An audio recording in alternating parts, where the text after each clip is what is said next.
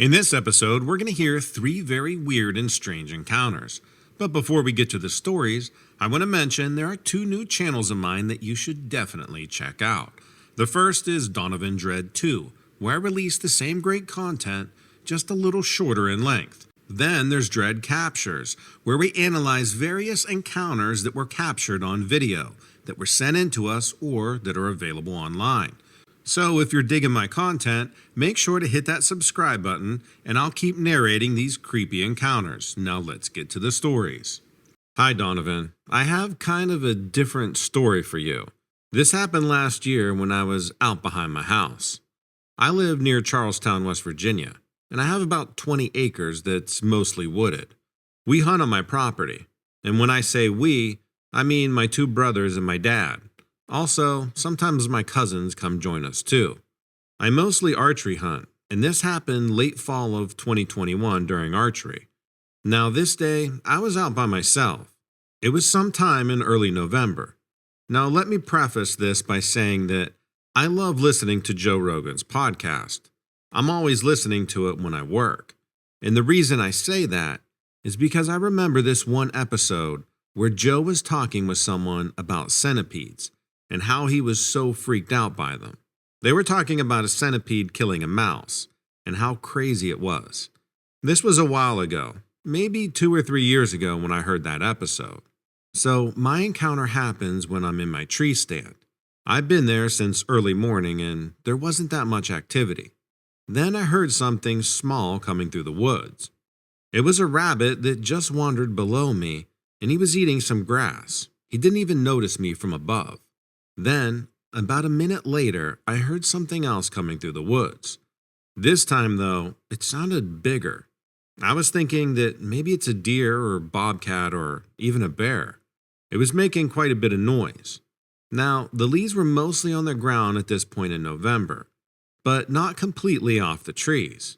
I could hear the leaves rustling, and then this thing comes into my view that looks like a ginormous centipede. I kid you not. This thing had to be at least 3 feet in length.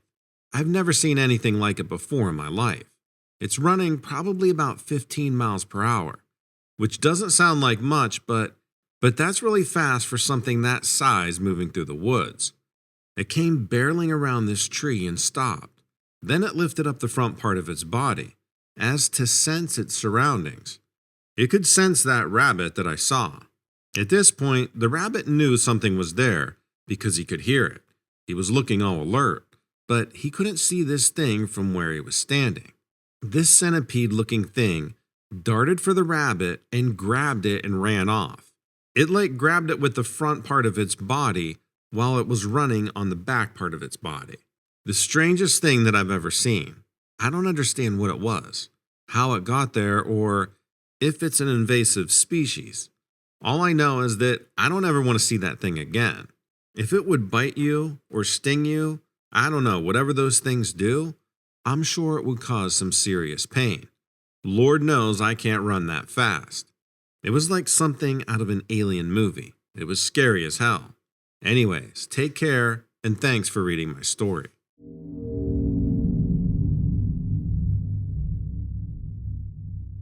I don't want to give too many specifics. I'm afraid those guys with guns will come asking questions if I do. I live in upstate New York, and I'm fortunate enough to have miles of peaceful hiking trails within a half-hour drive. It was a Sunday morning, and I wanted to get out and hike a trail that I hadn't been on for a while.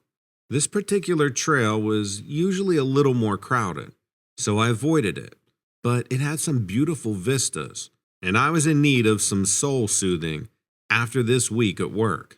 That morning, I followed my usual pre-hike routine and stopped for a cup of coffee at the diner at the edge of town. I was good friends with the owner, and I always let him know when I was heading out for a day trip and what time I would be back. Hiking 101. Always let someone know when you're hitting the trail. Leaving town and heading towards the mountains, a group of 3 park ranger SUVs with flashing lights overtook and passed me on the road. Seeing them wasn't too unusual.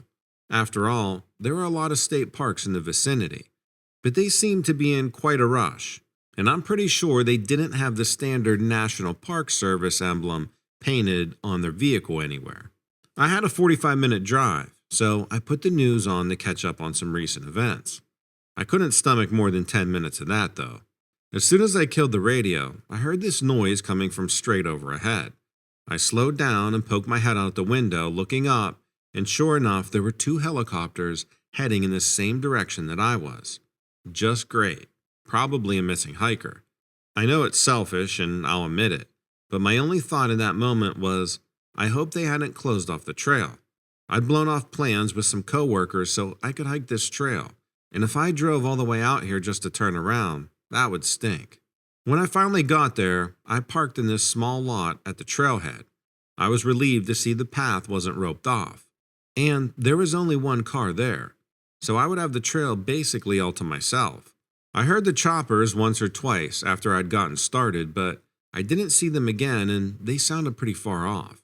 Hopefully they found whoever was missing, and quickly. I just wanted a quiet walk in the woods without any modern interruptions. I'd even left my phone in the car since I didn't get service anyway. I tend to look down when I'm hiking, on the lookout for any roots or rocks that cause me to trip, only looking up often enough to ensure I didn't walk face first into a branch. I'd been going this way for a good hour and a half when I saw it. Some kind of mega-sized paw print stuck out clearly on the trail. I had seen black bears while I was out before, and though not common, it happened enough for me to want to carry bear spray in my pack. I followed the prints another few feet, and they went off trail. I'm not a hunter or a tracker, so I couldn't follow them off the trail. I was a little freaked out, but I'd never heard of anyone actually being attacked. I just decided to carry my bear spray in hand and keep trekking. I had only gone a few more miles before I decided to take another rest and grab a drink of water. The sun was pretty high in the sky at this point, and it was getting hot. I found a big enough rock to sit under a tree and sat down for a minute. As soon as I did, I heard shouting coming from up ahead around this bend in the trail. It sounded like a man's voice. I couldn't make out what he was saying. I was worried that maybe he had seen the bear or something, but then I remembered the potential missing hiker and thought it must be them, or maybe somebody who found them and was yelling for help. I stashed my canteen and started off in a trot towards the voice. I kept my bear spray handy though, just in case. I rounded the bed and was immediately hit with this wall of stench like I've never smelled before. It was so bad that I actually stopped in my tracks, trying to hold back this morning's coffee. The shouting was getting louder, and now I could pick up what sounded like multiple voices. Between trying not to puke and trying to listen to the yelling, I only first caught the thing out of the corner of my eye. Something had stepped off from behind a large tree onto the trail only about 20 feet away. Something massive. Turning to give it my full attention, I can't really describe what I felt. Terror is probably the best I can get. Whatever this thing was, had to be at least 9 feet tall. Thick, curly brown hair covered it from head to toe, and its arms had to be at least 4 feet long. Everything about this screamed ape or some kind of prehistoric creature, except its face. I could make out what definitely looked like humanish features, just bigger and oversized. I don't know. I couldn't help but to make eye contact. The thing was staring right at me. I was squeezing the can of bear spray so hard that I thought I was going to break it. I didn't even notice the smell at this point. The creature slowly raised its arms into the air, and I braced for whatever was about to happen. It stopped with its arms stretched out, palms facing me. The kind of gesture you would make to someone if you're trying to avoid a fight. The creature's eyes were wide, and its lips seemed like they were trembling. I think it was afraid.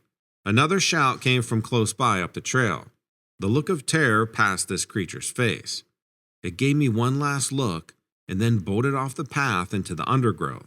I should have heard it crashing through the forest long after that, being how big it was. But almost suddenly as it disappeared, I stopped hearing it. I stood there in shock. What the hell had I just witnessed? Not a minute later, 3 guys came running down the trail towards me and slowed down as soon as they saw me. These guys were dressed in all black, each one carrying an assault rifle. Now, I'm not much of a gun guy, but these things look like they would be used in a war zone. They approached me and started hammering me with questions. What was I doing here? Was I alone? What was my name? I gave them my name, my real name.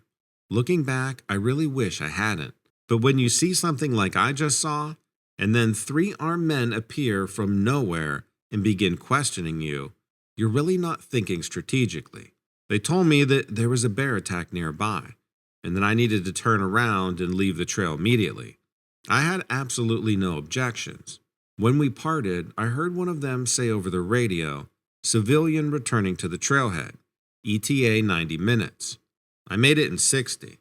I heard the helicopters a lot more on the way back. When I got back to my car, there was another guy sitting on a dirt bike, dressed in all black and sporting the same type of rifle.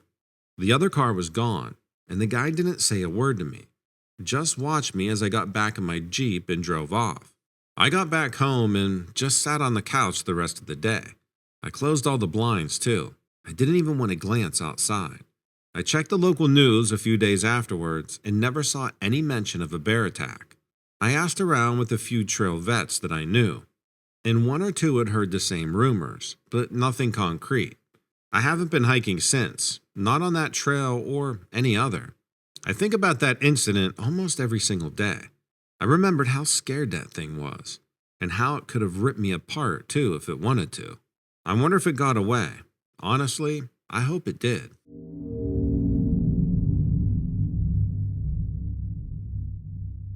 Hey Donovan, thank you for reading this. I don't know if I'll ever be able to truly get over the experience I had, but I may as well share it to try to get some relief.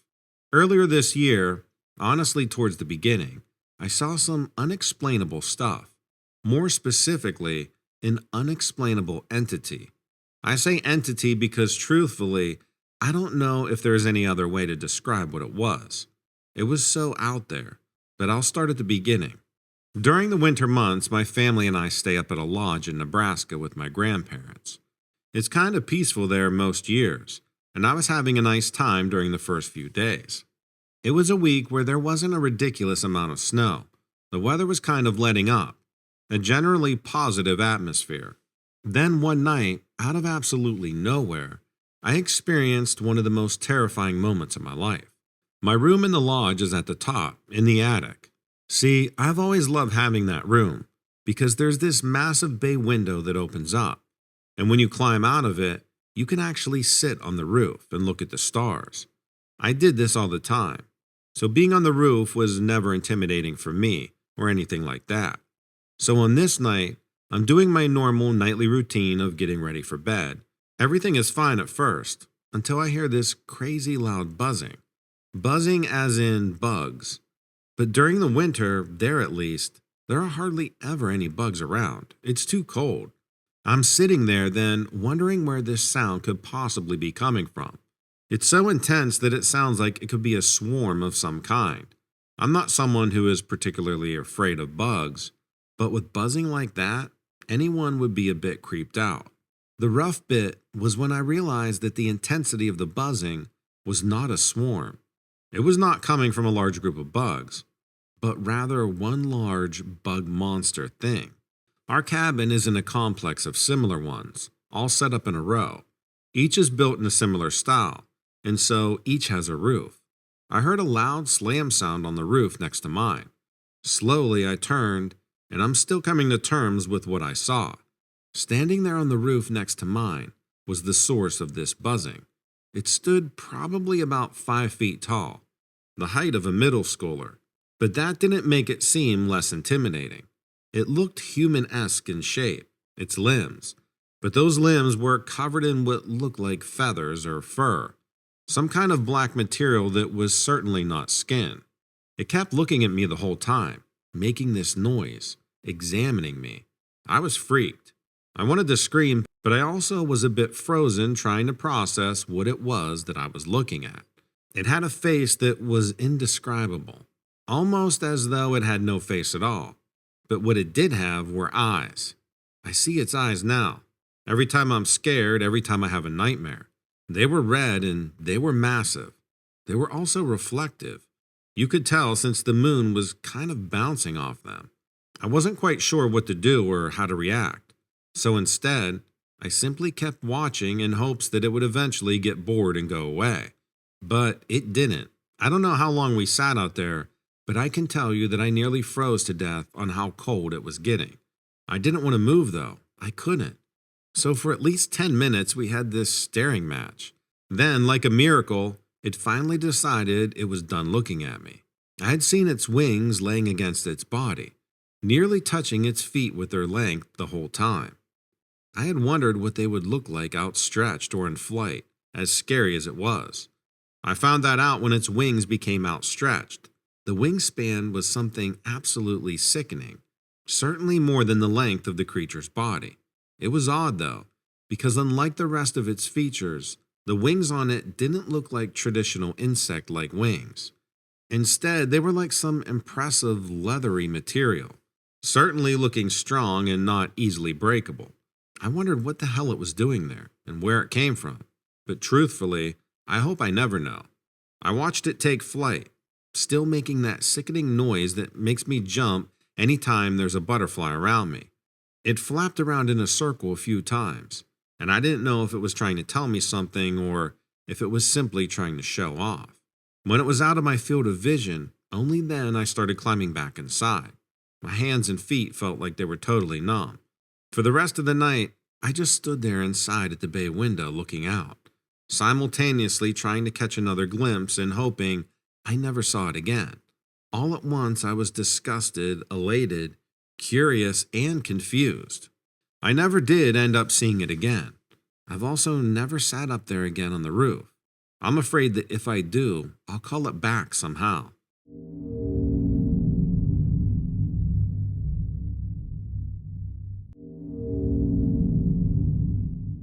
Thanks for watching, and let me know what you think of these stories in the comments below. Don't forget that you can listen to my episodes on any of your favorite podcasting platforms. I try to upload every single day on this channel and on Donovan Dread too, where I release shorter content. Same great encounters, just a little bit shorter. Also, if you want to see crazy encounters captured on trail cams, then check out Dread Captures. It's part of the Dread Network, where we go over live footage of very strange encounters that are sent into the Facebook group or videos that are circulating on the web. Last but certainly not least, check out Lilith Dread. She releases the same great content daily on her channel. You'll find all of these links below. Thanks and take care.